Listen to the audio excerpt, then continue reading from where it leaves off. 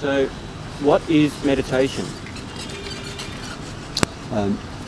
Meditation is the willingness to extend a period of time to look at something with more care, more interest and a greater presence. If I stop, I take notice of a single flower, I see the colour, the shape, the form, recognizing the earth it's buried in and what's around. Those moments of total attention from one moment to the next to see clearly what's showing itself is meditation. So should everyone meditate? I'm a meditation teacher, of course they should. Sometimes it comes for some people quite naturally. Total attention to listening to music, engagement with the arts, the love of gardening, the connection with cooking, full attention to the baby. These are all moments of meditation which are contributing to calm, relaxation, reduction of stress, that sense of well-being and attunement through the interest and the focusing of attention. But that is one expression and only one of meditation. There is also a meditation which accompanies that kind of meditation, which is formal, sitting in the chair like Christopher's doing now, the cross-legged posture, the slow mindful walking up and down in a conscious way for calm, but also and equally for insight. Much of meditation in daily life, the music, the cooking, the child, the contact with the nature is important for calm, but we need to be equally concerned with insight. So you've mentioned a few things there, like the calm. Yes. But what are the main benefits then that you would say of meditation? The main benefits are several, many. One certainly is, generally speaking, we have a greater sense of well-being, stability, inner peace when we are naturally grounded with what's happening and unfolding now. When we're indulging and caught up in memories and what was, whether with blame to it, indulgence, nostalgia, unresolved problems, it doesn't sit easily with us. When we're projecting into the future, building hopes and fears, plans and worries, expectations and disappointments. So the meditation helps to reduce significantly so that we feel a connection with the present, with what's unfolding, and it provides an opportunity for us for both calm and insight. So are there any negatives to meditating? Are there any negatives to meditation? You're asking a meditation teacher. What I would say is that for some people the relationship to it, to the area of meditation, both formal meditation as experienced in a workshop, in a course, on a retreat, or at home, the formal, the vulnerability is a person can start using willpower and control. I'm going to stay in the present, I'm going to stay single-pointed. That tension will build up and it will generate a reaction. Agitation, feeling I can't do it, and various kinds of stresses and tensions in the body. That's one of the negatives. The other, which is also of concern, it could be used for a kind of unhealthy detachment from the world. A bit of a tortoise mind or tortoise mentality. Life is difficult there, oh, I close my eyes, I will go within. Rather than the employment of meditation to be very, very clear through the inner science of meditation and what's happening, touch deep places within us, come to insight understanding, to make our engagement with the world more clear, with love, and more effective. And there seem to be many different practices and paths. Why is that? Why are there so many different paths, techniques, and this type of thing? Well, it's a little bit, in terms of the metaphor of paths, a little bit like the actual paths around us. So we've got paths and tracks and lanes and streets and carriageways and motorways and autobahns, etc. So human beings, we've devised a whole variety of means in a way to get from A to B there. There's definitely a spiritual supermarket out there. I'm one of those who are sitting on the shelf, hopefully, possibly. And what I mean by that is it does take some discernment. So I think there are three things that a person must bear in mind with regard to meditation. One must consider ethics. Meditation cannot be divorced from ethics.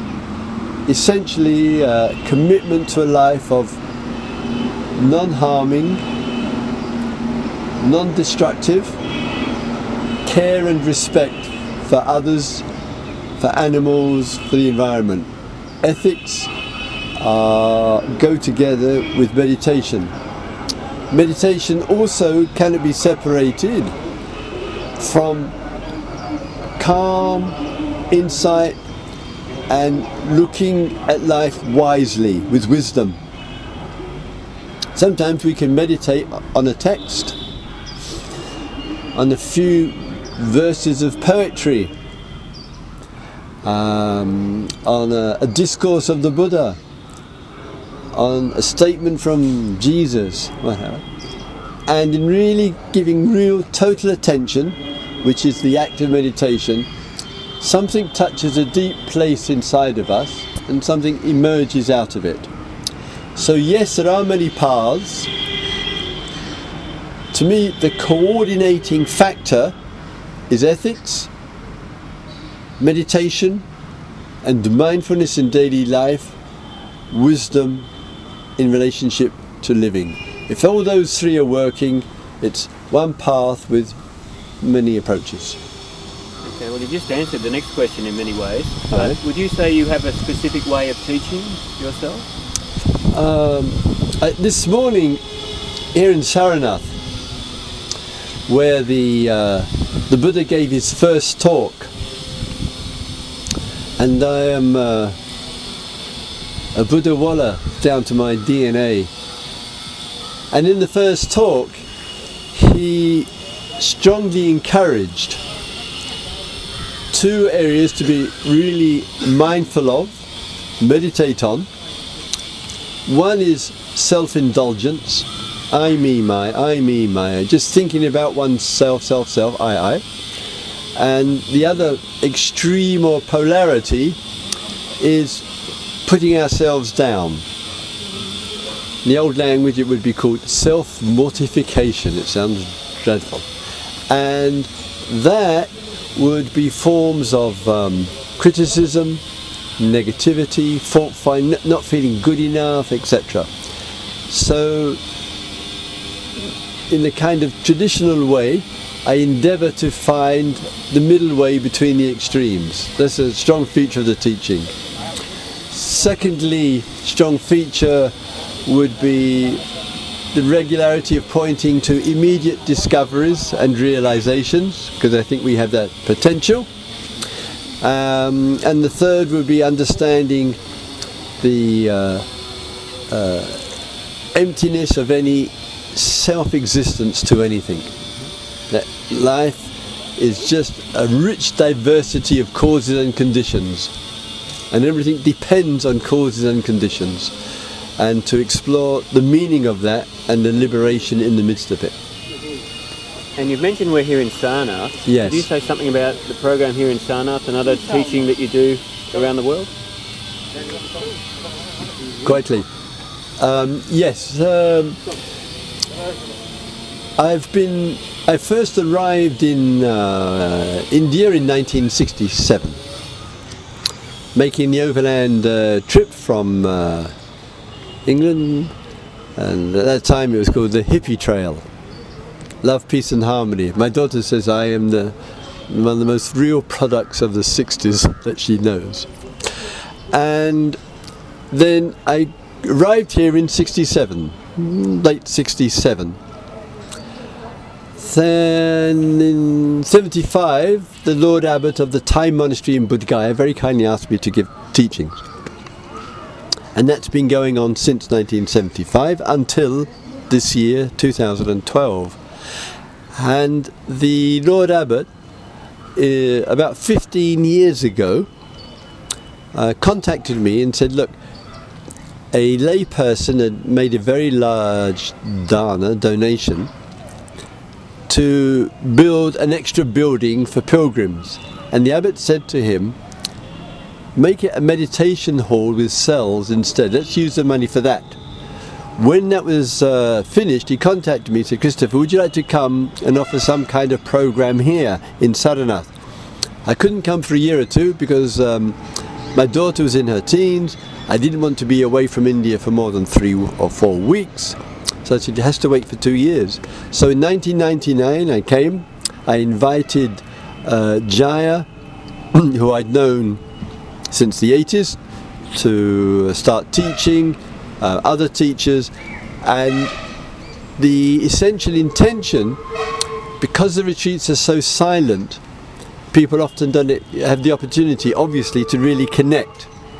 So I wanted a situation where we could really meet and talk, hang out in the beloved chai shops of Sarnath, but also have groups with facilitators and leaders, Jaya and Zoha and others, Radha and others, teachers, and have silent meditations,